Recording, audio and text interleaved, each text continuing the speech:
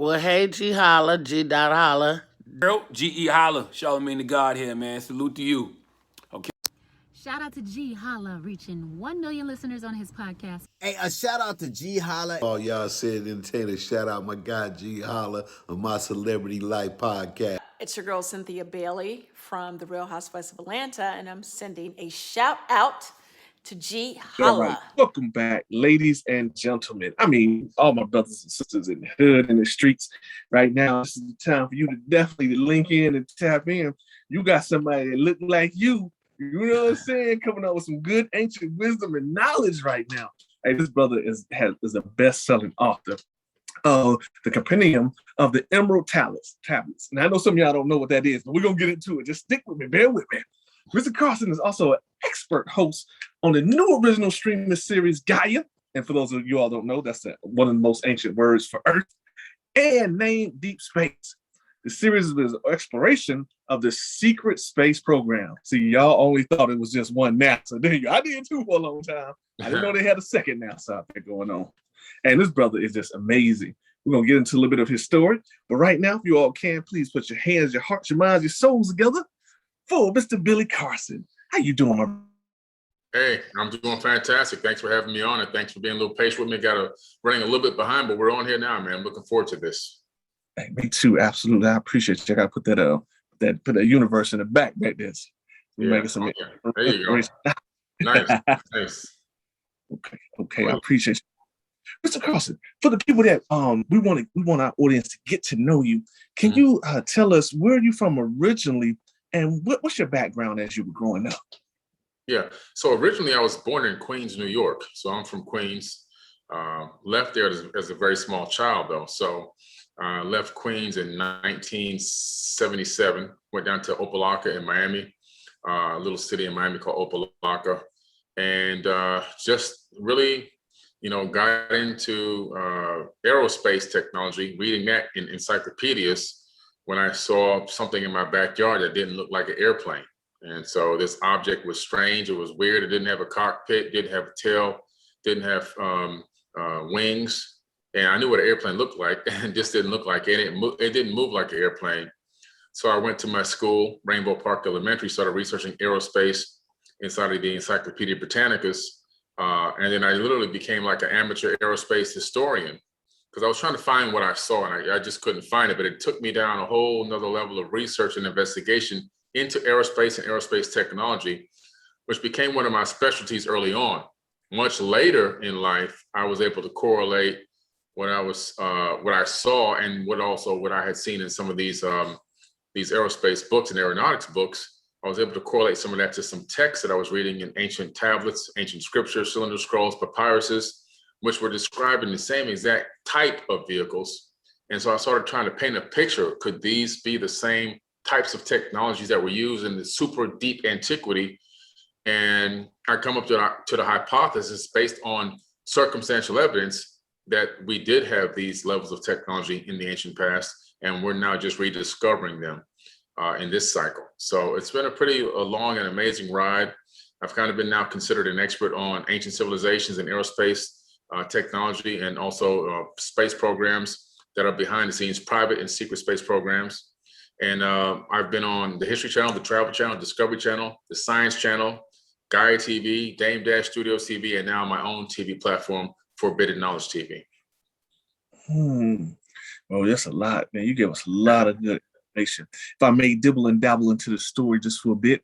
Now, when you first saw that vehicle and that vessel, did anyone else, was anyone there, or you were just there all by yourself, the only one to see it? Yeah, I was the only one to see it. I was just out in my backyard. Typically I go out in the backyard most of the time because we could only go so far in the front of the house because the crime was so bad. We had a small gate, and my mother said, you can't go past that end of the gate and that end of the gate. So there's nothing much to do in front of the house. So I just go in the backyard, and we live next to a private airport. So I would just watch the planes go over. I was back there flipping around in the grass, doing kid stuff. There was no TV. We didn't have cable TV. We had 4 channels back then in the 70s. We had no cable TV, no cell phones, no peepers, pagers, no tablets, no all-day Cartoon Network. None of that stuff existed. So you had to be creative. You had to go outside and play. So I was outside playing in the backyard, watching the airplanes go over, by myself.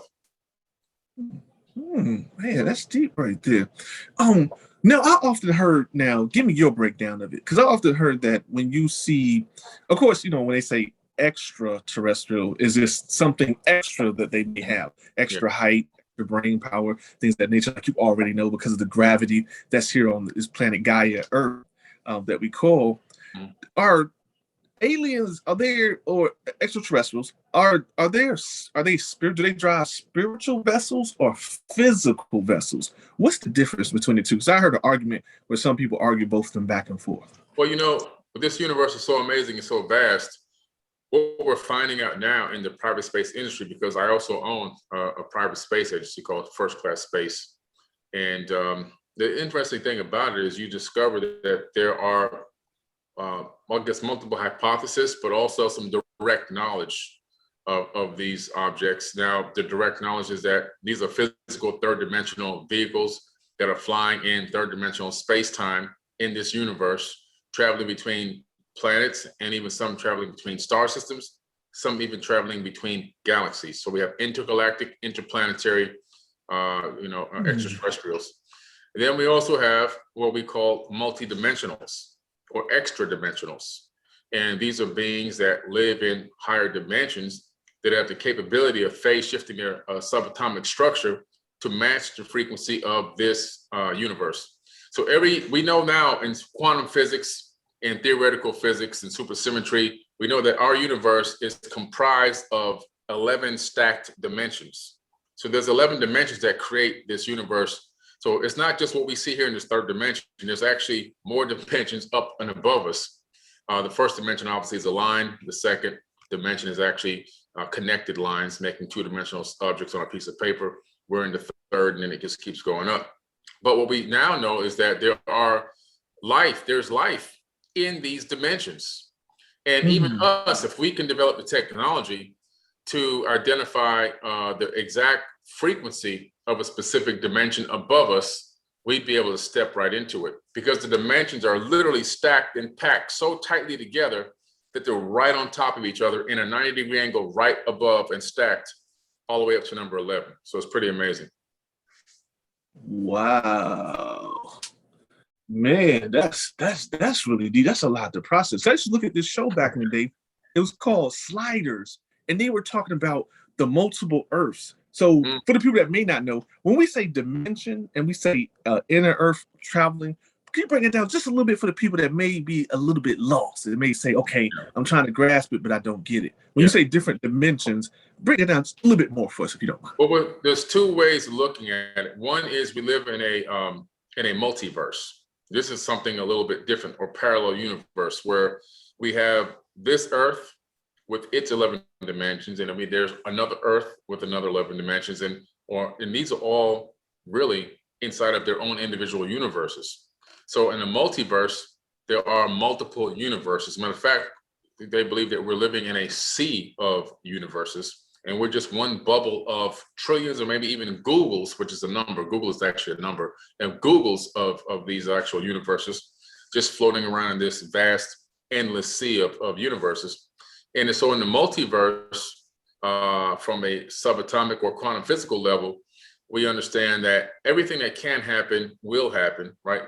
So everything that you would have done today and didn't do is being done in that exact specific way in other Earths in the multiverse, because we know that everything exists in superposition of each other, which means that everything exists as a multiple of potentials.